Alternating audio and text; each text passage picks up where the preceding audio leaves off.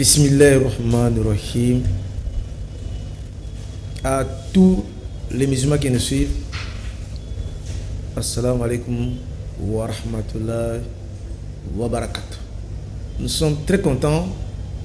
de nous retrouver encore avec votre magazine religieux qui vous donne des réponses à toutes les questions que vous posez sur la religion islamique. Comme d'habitude, l'émission est présentée par votre humble serviteur Moussa Mandiangou. Comme invité,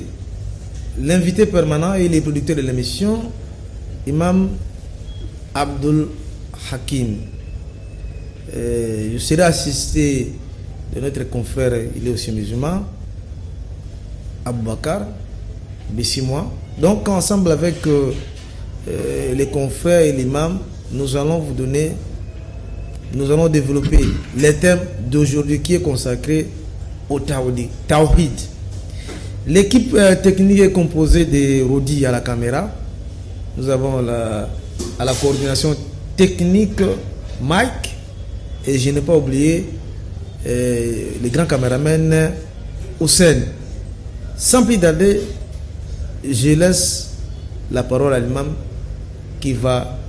introduire les thèmes d'aujourd'hui. Imam, à vous la parole. Bismillahirrahmanirrahim. Alhamdulillah. Wassalatu wassalam ala rasul wa ba'd.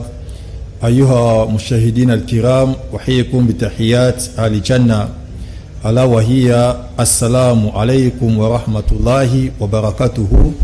Ila masihiyin. Sabahul khayr ou masa'u nur. Mawdu al-yom. Thème ya aujourd'hui ya émission lelo ou ezali bongo tawhid inshallah.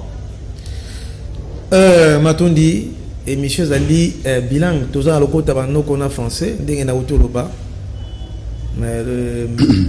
le côté où tu as mis la qui ça Zali le côté à Lingala, ndeko Bessimois. Na ko peso yope opesa mbote na ba ndeko bazali kona. Ezaka kana ba musulman te, ezape na ba chrétien bazali komi tuna ba mituna mingi concernant la religion islamique. Na yango opesa mbote na bo bazali kona biso mungu. Merci beaucoup, fidèles auditeurs et puis fidèles téléspectateurs. Merci de remercier Allah subhanahu wa ta'ala. Et to sengi kimie Allah likolo ya ntoma na biso Muhammad sallallahu alaihi wasallam libota na yena baswahaba na ye. Kimi nzambe zala ipana bango nyonso bazali kolanda biso na ngonga oyo na kati ya tranche comprendre islam na kanisi kalate tokoyo à fond ya émission nde toko lukasusu nzela ipa ya présentateur ya émission. Non. Matondi Imam, thème na biso les alini. Thème na biso lelo inshallah zali at-tawhid ou la kisi l'unicité ya Allah subhanahu wa ta'ala, autre bomoko ya Allah subhanahu wa ta'ala. Ndi ya mwana lelo na ngolo ya Allah soka pesi biso pema ndi tokosolola mai oya motuya o zali très capital inshallah. Ndi ya mwana bato pabayeba bomoko ya Allah subhanahu wa ta'ala. Vous allez très capitaine. Matondi, même tous en déco. Même le côté musulman, le côté arabe, faut expliquer. Mais je pense que le terme Allah, tawhid, il y a un terme musulman. On peut l'immoler. Faut pas nous ah, mais on y a solo bawana. Déco Bessimois, Montuna Yambo, Otuna Imam. Voilà, merci beaucoup. Copé Sangay parole. N'a qu'un système mes alliés déjà annoncé. Mes alliés à Tawhid. Tawhid zali l'unicité d'Allah subhanahu wa ta'ala to bomoko ya nzambe. Cheikh na yebite ndenge nini oko sala parce que thème zali munene. C'est vraiment un thème très allégeant oyo ezali ya munene oyo mutu nyoso na mokili alukaka yeba bomoko na nzambe tout ça. Mais ce qui est grave que mokili mobima presque parce que nyoso wayebi ke ba nzambe bazali misato. Dieu le Père, Dieu le Fils, Dieu le Saint-Esprit. Et Bango Nyonso, c'est compliqué parce que Dieu n'est pas le Père, le Saint-Esprit n'est pas le Fils n'est pas le Père, Babalouki Balobi, le Saint-Esprit n'est pas le Fils, donc ça va changer. Et Nasuka, bazui les trois personnalités ou les trois divinités, bati yango na kombo moko, kombo ya Jésus, kimi na nzambe za likolo na ye. Na yebite soki mathématique oyo équation oyo ko résoudre ngo ndenge nini na yebite malobo ngambo na na mtango tolobi tawhid wana na lokota ya arab na français l'unicité ya bomoko ya Allah subhanahu wa ta'ala ndenge ba tarif banganga nzambe ya tawhid huwa ifradullah bil ibadat wana définition ko nzambe yemoko na kati ya adoration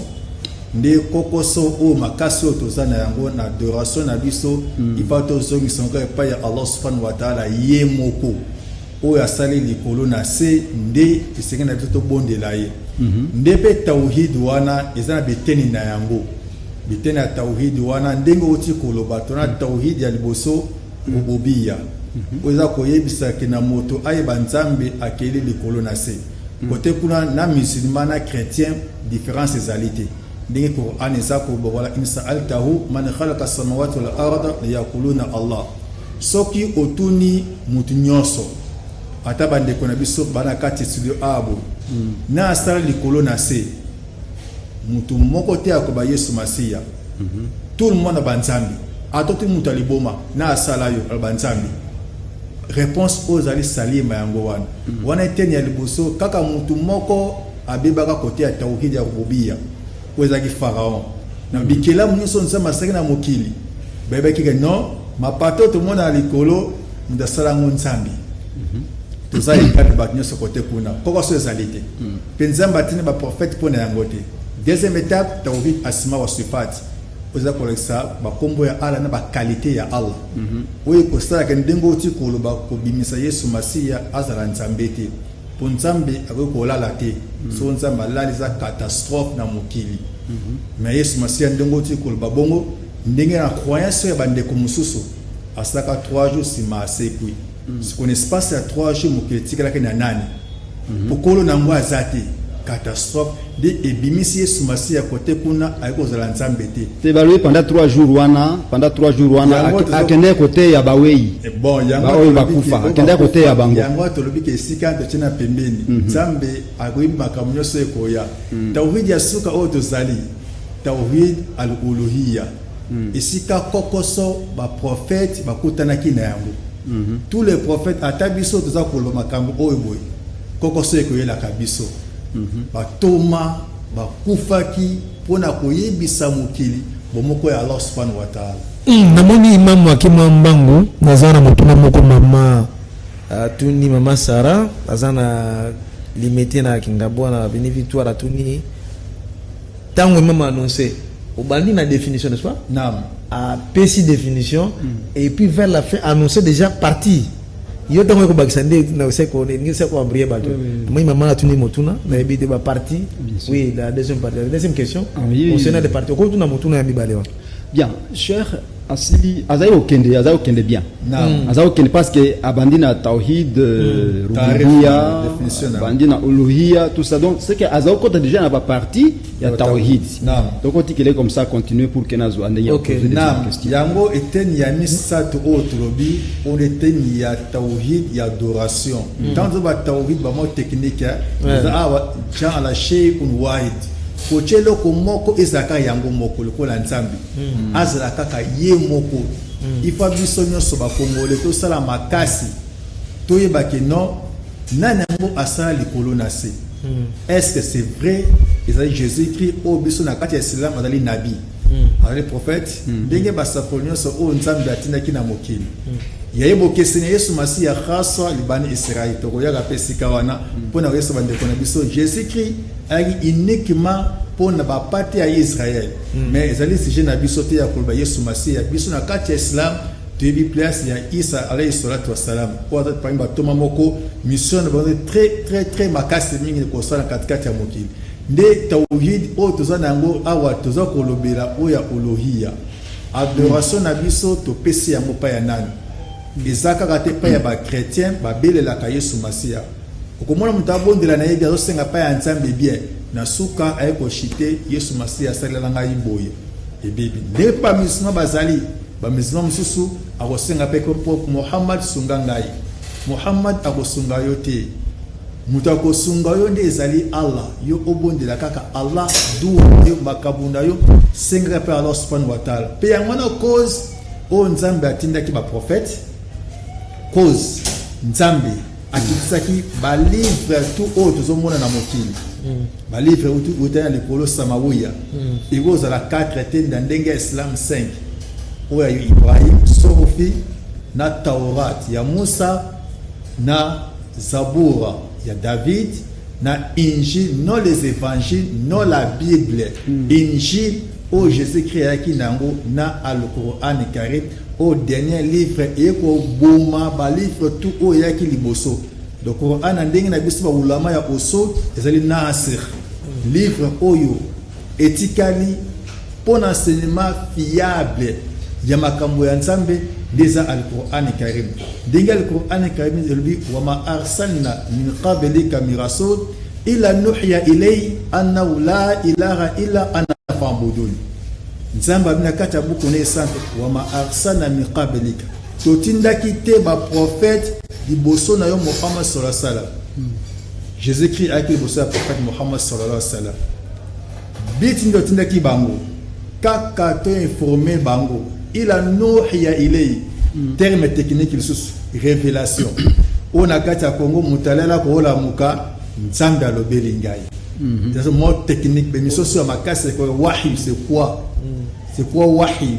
oh le révélation différence exacte entre vision nandoto na vrai wahi ba terme technique to koyaka nango to sunga bandeko ya mboka na biso connaissance o tozana yango na makambo wana nde bango tu ya ba prophète ba telemaki na makambo oyo annahu la ilaha illa ana fa'budun Nzambe nde bobondela bobondela Yesu Masiya te koko so tozana yango awa tozongisa adoration epai ya Nzambe soki topesa epai Yesu Masiya tokobeba adoration kondima mate kanda ya Nzambe okita likolo na biso po Yesu Masiya ye moko ayaki kolakisa bato Nzambe ya kobondela alakisaki bato bondela Allah subhanahu wa ta'ala ye alaki messager ya Allah subhanahu wa ta'ala no ye moko ndenge ndeka oti ko bandele émission ezaka passe mingi philosophie benga en mathématique mais ngana benga philosophie wana ekota kate na mutu ya mutu mais poto kende na kote wana te soki tondimi ke Isa alayhi salatu wassalam na ndenge bandeko mususu bazana enseignement ke ye azali Nzambe pas bato mususu azali ndenge wana ye azali Nzambe ebongo siko Maria akoza siko place nini soki tondemi Yesu Masiya ye wana penza Nzambe siko Maria akoza nesika nini ezali catastrophe opesa adoration ibada epai ya moto lokola yo moto ezala ba musulman bazongisa adoration kaka epai ya Allah subhanahu wa ta'ala ndiye kozala malamu mingi matondi namoni na oyo obakisi wana na aza na motu na vumate peut-être ndeko bisimu akoki kokotisa motu na misato bongo nsima na ya konyata mwasi ete moke. Voilà, merci na parole cher osiliko lakisa que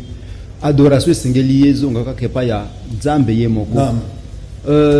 makambo wana yango nalobaki bien avant que kozala difficile bato ba comprendre yango parce que majorité ya bato baza kosambela kaka ndenge olobaki soki oleki na mokili otuni est-ce que osambelaka na sambelaka osambelaka Nzambe nini mutu mususu akaza capable ya lakisombo yakana lakisi Nzambe na nga azali amemio na kingasani kuna likolo abi epa na Nzambe na ngai nde awa okuti Nzambe aza kolia fufu aza kolia madesu onde Nzambe tomona ka yango pe tomona toyebi pe yango oyoki pe bato mususu baza kobenga tel aza Nzambe tel aza Nzambe osili koloba ke adoration ezonge pa ya Jésus ezonge ka pa ya Allah subhanahu wa ta'ala ye moko yango na uti koloba na robi sikoyo bato bako parvenir ko koma na niveau bango nyonso bazonga na adoration envers Nzambe ye moko ndenge nini nam ezali très facile ya Abubakar soko mon motorobi azali Nzambe tuna ya kela nini asala nini ye mutu wana mibengi azali Nzambe akelelo ko mokote o ye moko azali mokeli bakeli ye Nzambe azali ni mutu ni esprit azali kaka Nzambe akoza te moto soko mon moto abimi azali Nzambe ye bazali Nzambe te nde émission autre za koya comprendre l'islam oyo ba comprendre l'islam na ndenge ya bien oyo na ba musulman eza musoza ko benga ke non ye azali na ko sala musala ya ala soko oyepa na ngai kunu fa ya ngande na pesaka ye aza place ya nzambe te mda pesaka yende apesaka yenda ko mopesi te to ile kisabatu ke non misala Allah subhanahu wa ta'ala ndeza adoration dua o ba musulman balenga mingi dua koko so zali ezaka uniquement tozongisa pe Allah subhanahu wa ta'ala ezali beliko ebele ya kolakisa na mutu ata mutu akota ata kela cité ndenge olobaki ne bandele abo nzambe alia nzambe alala nzamba kende classe babetaki egoko pa ya professeur ezali soni mingi na mutu amipesi ke nonga azali nzambe akotaka toilette azalaki bébé balongolaki couche basokolaki ye ezosimba te na mutu ya mutu oyo azali intellectuel ke non mutu wana azala nzambe esimba te ya Boubacar tande zade muke pona kosala ba détail ya biloko nyonso wana matundi mamu mais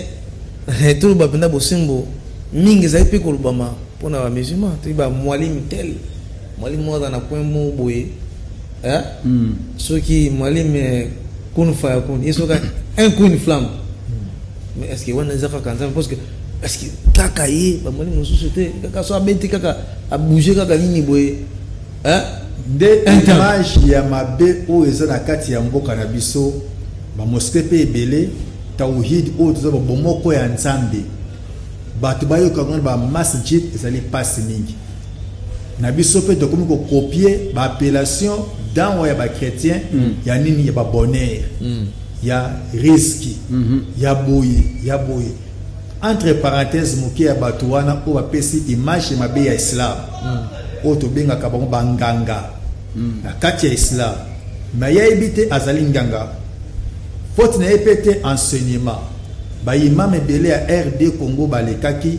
mpo omona atangisa moto islam rare ke madrasa batangisaka soit baswaki na alquran karim nde vague oyo eye kopesa vague ya kolakisa islam na ndenge ya bien oyo penza imam ya za kolakisa tawhid ya Allah subhanahu wa ta'ala oyo bato wana oyo bazalaki ba mala aba oya pa na ye akosenga yo chulai ngazaka pa na ye moko asa papier peli tant biso zaki bana mike papier peli ezali mpona bayaya oyo banda komela diamba ngai toleki na nzela oyo yaya ende kosombela ngai papier wana toyebi ke non mpo ame ya likaya wana ya kola no ngai namelaki yango ata mokete na bomwana na ngai atusha yango tomonaki bayaya oyo tovandi sombela ngai papier toyebi ke non mpo asala yango likaya ya komela mais bamusulman mosusu omonaka ye ordonnance ordonnance koma lokola hôpital nanda kone koma lokola hôpital mo banini bato ya kozela tu na mosquée pe utakuma mosquée yango te na mosquée kuna pe kuna ezate ndaka pa na ngai au asa oboy asa oyo ya maite ya zamba do zamba ngamo na kota kaka pa na ye image wana oyo ya mabe lelo yo komi mutu ya mandefu panto mukuse mais oyebi ki makamona pesa science oui babenga ngo ilmu dunia bango babenga ngo bien ilmu dunia ekosunga bango kaka awa na se nde bazokosa ngo bato ebele ilmu ya jini balongoli kombo ya ilmu jini oyo ya barohani balongoli kombo ya barohani oyo ya bamami wata bato bazana ngo bamusulman na vrai islam oyo ya islam baza bamusulman te place na bango na islam eza te po islam nde eyaki kolongola moto na banzambe mibale misato yo obondela kaka ala ye moko kese ekoyaka lere mosusu ndenge bango balobaka mais biso tosalaka baduwa kaka ya verset Coran tofungolaka bamime tofungolaka banini totiaka banombre nombre yango euti wapi nani yango ayebisaki yo ofungola mime na yo ochani ya okoma makambo na yo matondi mamu na wana eza aboire ya manger ndeko nayebi te soda motuno mosusu na mayo de cas peut-être il y a eu un point qu'on a escamoté. Non, moi j'ai entendu, vous avez entendu parler d'un prophète. J'ai un cousin là, cousin moi là kuna tongo bona kwa mo bakote à bakote kuna côté ya chango kona na côté ya nino nani na boy na tanga komba nzambe wana Naam. papa die alali bwala muki ya komi prophète na bi so na question à rapport na mayo tali prophète non so tolobi to kota na makambo ba prophète na RDC awa tozana ba prophète ebele koleka ba nzambe atindaka na Israël parce que chaque avenue tozana prophète chaque avenue tozana prophète baleki ebele koleka même ba nzambe atindaki na Israël mais c'est pas un problème mais il faut qu'on y ait ce qui va avoir vrai prophète toyeba na nos qualités mission objectif ya ba prophète parce que tozana kati ya cour ya tauhid trop na tauhid ba prophète mission na bango ezalaki nini bayaki na mokili ko sala nini parce que tozana kati ya tauhid est-ce que bangonde baye ko tanga sebso tauhid ou bien bayaki kaka ndenge tozomona ba prophète ba botami tongo poko midi na poko ainsi de suite. Naam, ya Boubacar ngalinga reposa maele mingi tango za kuloba mas ala ba rosolo ezali sujet muso mulai ya kolobi mais le quoi de ça côté ya tauhid awa bangonde bayaki ozogi sabato na nzela bomoko ya nzambi tango mokili ebebaki yango to za verset mukendengo batomo bayiki osala nini wala qadabans na fikuli ummati rasulan ani budullah wajitanibu ta'awud objectif et ba prophète nde yango wana ani budullah bate ya bato ba de rekaka yemoko Allah subhanahu wa ta'ala jamais alatika esika zali kuna na likolo ayana mokilité jamais Allah subhanahu wa ta'ala akoma mutu dingo otikulba aboy mutu yazali prophète pe wa musiba benga yazali nzambe so tuni nzambe yono tuna ki prophète o ayebiti prophète yobi o nzambe na bayebiti tozana un problème sérieux na kati mboka na biso donc tozosala makambo oyo po esunga bandeko na biso soki balingi lobi baza na katikati ya lola nde bazongisa adoration na bango epai ya Allah subhanahu wa ta'ala nde prophète Muhammad sallallahu alayhi wa sallam alabina hadith la yasma bi ahad min hazi ummat yahudi wala nasrani wala nasrani wa mutu wala yukmin bilazi usatubi ila kana min ashabina kitabu ya Bukhari shal toma Muhammad sallallahu alayhi wa sallam la yasma bi bakoyoka kapaya mutu moko te min hazi ummati oyo tuzoba ummati dawa biso tuzoba ummati ijaba ezaba terme technique bandeko na biso basunga biso mo muke expliquer biso oyo ba to ndimi appel ya prophète Muhammad sallallahu alayhi wa sallam batu basi bandimi kokota na islam di ummati ijaba enseignement oyo to bana sima eza ko construire bato ummati dawa o biso to na radio abo to sala bango dawa bakota na islam o bazo ba non musulman tant baza ko na biso bango baza ummati ya dawa baza ba tunakata communauté ya prophète Muhammad sallallahu alayhi wa sallam to benga bango bayana islam de rasul bin hadith wana rasul yenani de messager Allah subhanahu wa ta'ala de ba mot technique to za ko ba messana na yango yende rasul messager ya ala yasuka nde azakuma na hadith o jamais fin du monde tant to koyaka bayoka mutu moko alobaki nganza li juif ngai nazali chrétien naye akufi tala pasi o to lelaka bandeko na biso to sala ba ventire te ndenge to ye aboy koleka na etando oyo pona wakomisa message oyo pona souci ya bandeko na biso oyo baza ba congolais mokola suka to kuta na katikati ya paradis do souci oyo za makasi mingi moto akufi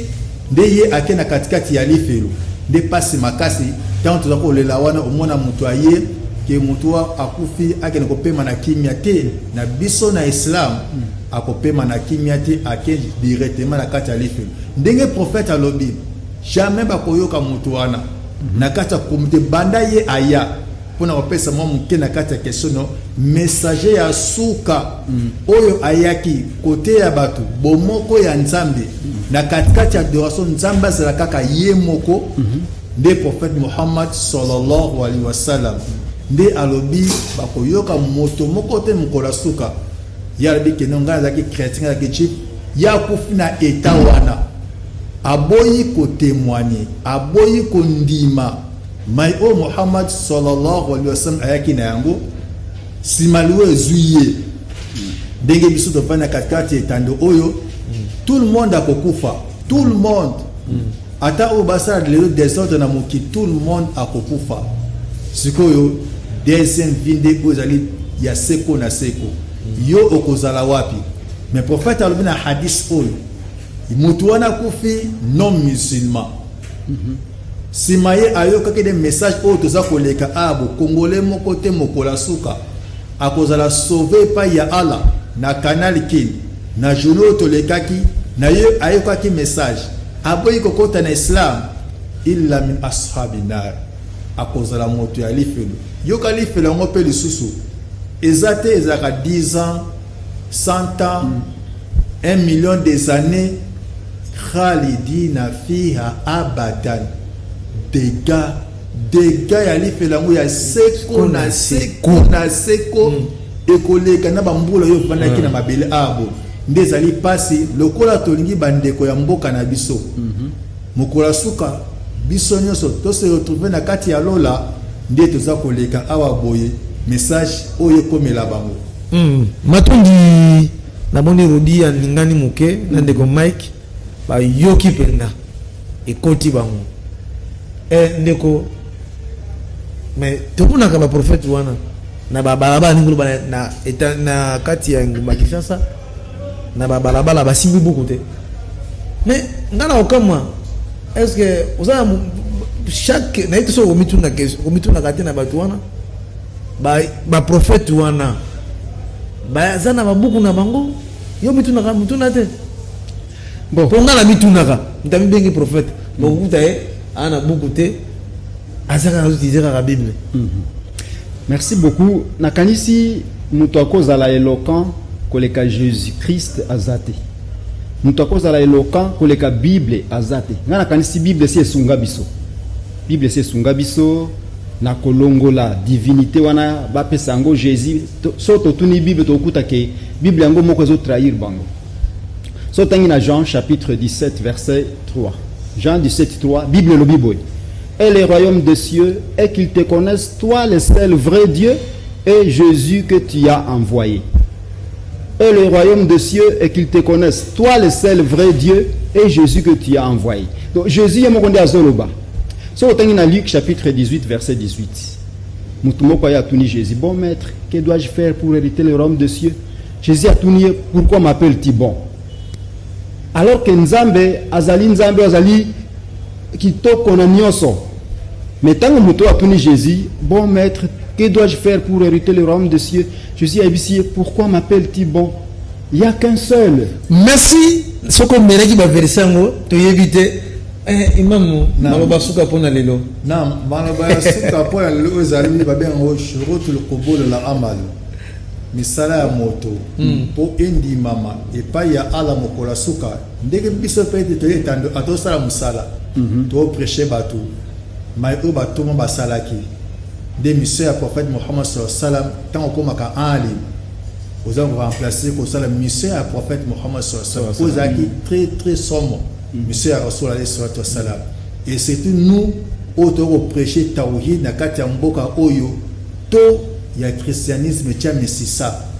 bato lelo baye ba vrai Dieu Allah donc Nzambe kaka ndenge ye moko asunga ka message na ye nde ezosunga bato muke bakota na katikati ya Islam nde yangwana Nzambe ala koyebisa na bato wala qad uhiya ilayka wa ila lazina min qablika la in asharakta la yahbatuna amaluka wal takunana min al khasirin al-Qur'an karim lobi ولقد أوحي إليك ولقد سولو بيغتي راندين وانا أوحي إليك تريفلاك بين يو messager ala ya suka soki nakati ya RD Congo bato bala bazaba prophète nzamba ya bango te bango bawoti kote mususu mais o nzamba alobi ya suka nde Muhammad sallallahu alaihi wasallam soki kaka Muhammad asalaki shiriki o lelo ba musulman ebele baza na kati ya shiriki wana babuta bougie rouge bata chulai bata parfum po duwa endi mama nzama pesa condition parfait pour osenga nzambe aya maduwa na yo il fera parfum ça nzamba za automatique nde ba mission baza na ngote o yaka na maki o bougie ya rouge nzambe pour aya mba prier il faut bouger ça coura coup des années moi le pas baza na coura mais ça so bouger les sous idolâtrie wana ido sa ba mission kokoso ba mission ba atala ka ngambo ya ba Kristo bobondela ka Yesu Masia na kati na so virus wana ezali bango abi kombo ya nzambe ya suka nde Muhammad. Merci imam. Merci imam. Merci tozwa ndeko bisimwa émission Sili na wende komeka kasinera biso bakozwa émission wapi bakozwa bino wapi. Voilà, merci beaucoup. Ngai na ko se présenter ngai moko alors mon cher et moi se présenter na ndenge na ye. Ngai na za responsable ya radio Albayan FM. Pesa fréquence. Tous amis juste na Kinshasa awa, toza ko émettre na 105.2 MHz. À chaque moment soki olingi ozwa biso, juste ce que ben même ba numéro ezali na écran. Merci beaucoup nakanisi to comme na suka na ko remercier ba on so bazali ko soutenir émission yo. Na kosenga na mama Beni na Veni Commerce et na Veni Wileri na mama Claudia Nzita na Bosante Excellence Mama F Bazaïba, respect mingi. Na ba musulmans surtout, donc à tous les musulmans, na koloba, na bino, na kopesa bino bote. Assalamu alaikum wa rahmatullahi wa barakatuh. Et à tous les chrétiens, shalom.